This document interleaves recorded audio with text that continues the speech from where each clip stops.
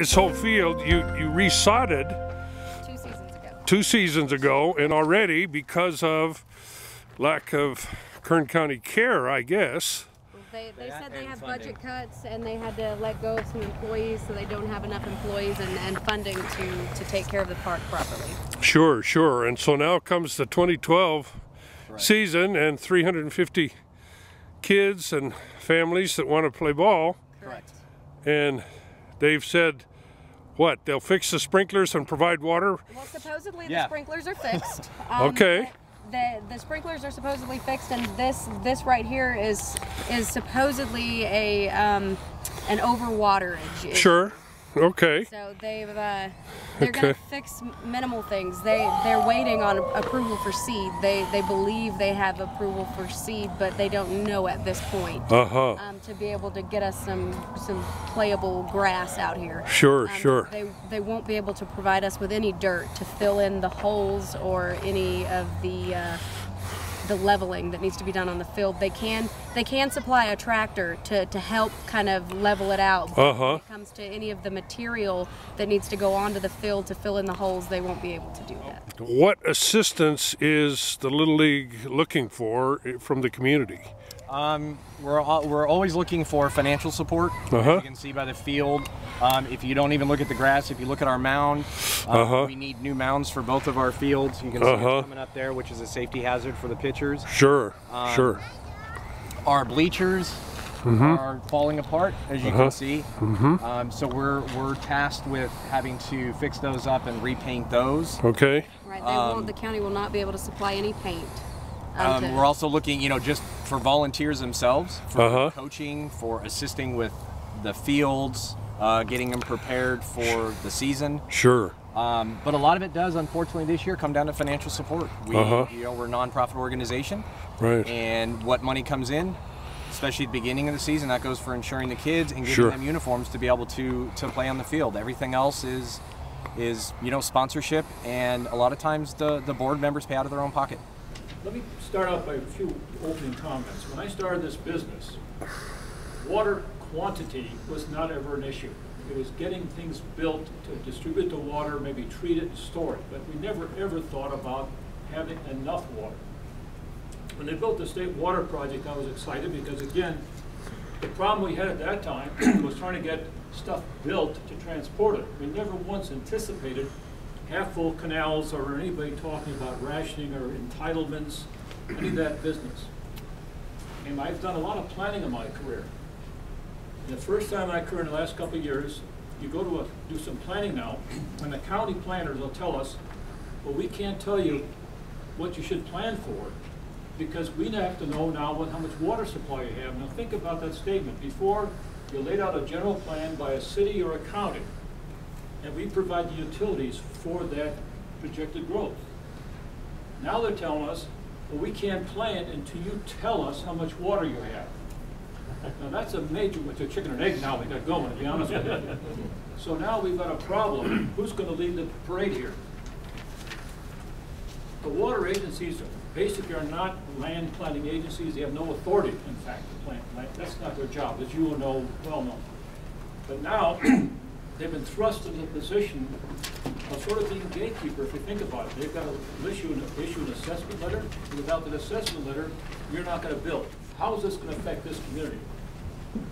So, we want to develop, as Frank said, we want to get input from you as well, because we're learning as we go, because what you have to say, what we hope to share with you, is going to make a hell of a difference on how we approach these problems, because there is no magic bullet anymore. In the Antelope Valley, we basically receive imported water from one source. That's the state of California. A lot of the people that contracted for this water back in the 1950s, they had a lot of forethought, because if we were still trying to survive off of just our imported water, the valley would be much different today than what it is. So it's not only AVEK that has a contracted supply, but Rosamond also, Palmdale also has a supply, and Little Rock has a supply. So you have 3 state water contractors within the Antelope Valley, but much of Southern California receives water from numerous sources. Much of Los Angeles receives water from the Colorado River. which is a major source. You have it from Owens Valley, the Bishop area, and the state water project. And those contacts were done decades ago, and the water is all spoken for, and in some cases it's probably oversubscribed. But the Antelope Valley, we receive imported water from one source. That's the state of California. The magic wand it would be to use the great minds that are in this room and figure on how we can ensure water supply not only for our existing customers but for future customers. Sure. For years to come, because we know that the Antelope Valley has something nowhere else has anymore, and that's very buildable land. Sure. So in order for us to have buildable land, we're going to be in the front of development when the market turns. Sure. But we're going to be nowhere in the line of development and growth if we have no water to build. Sure. So we've got to solve that, and we've all been saying, well, the market's down, no reason to focus on it. Before we know it, you know and I know, in every recovery, a year after it's happened, we understand it's happened. That's right. And I don't want to get there and then we're scrambling. We've got a great board of directors here that's willing to work with us and put solutions together. And I think between all of us, we could come up ways to where, one of the things with this water banking program is, what happens if we could then reduce our energy costs, and then in wet years, we can even take the water that no one's using in the deeper aquifer. Sure. Because why don't they use it? It's got toxicities in it, right? Right. But they're just a little above. If you blended that with all this banked water, now we can even get a surplus more of water. And if we have power to pump it, because the other cost is it's too expensive because it's so deep. You're the new project manager here in Rosamond for the Sempra project. Correct. I'm representing Sempra U.S. Gas and Power. We were formerly known as Sempra Generation, and I will be the project manager moving forward on the Rosamond Solar project. That's great. Where will you be located? We are currently and have been located out of San Diego. Okay. But we do make quite a few trips up here just to check on the project as well as do a lot of community outreach. And what might be the challenges for the Sempra project here in Rosamond? You know what? To be completely honest, I don't see too many challenges moving forward. Being on this project for the short period of time that I've been on so far, I've seen nothing but a tremendous amount of community support, and which is great in helping us move forward on this project. So I don't see too many potential road barriers for us moving forward. What would be the timing on the project? Well, we're currently working on amending some of our permits to include our expansion properties. So after we have received those permits, we'll be able to have a better estimation of what the construction timeline would look like. Okay, but I presume engineering's going on now, and correct. Right now, we're still working on the engineering of the project. This is the new entryway to the Mojave Spaceport, right here in front of the board meeting. And this is artificial turf put in here, new concrete poured. Makes it look a lot cleaner and a lot better.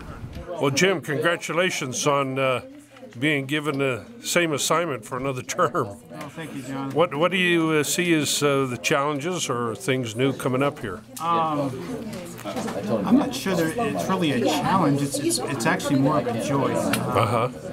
You can see how the economy is, and you can look at the airport district here, and you can see how we weathered this. And of course, we worked so well together as a board and a staff. I don't know if you want to call this a bad year for us, but it was pretty doggone good. Sure.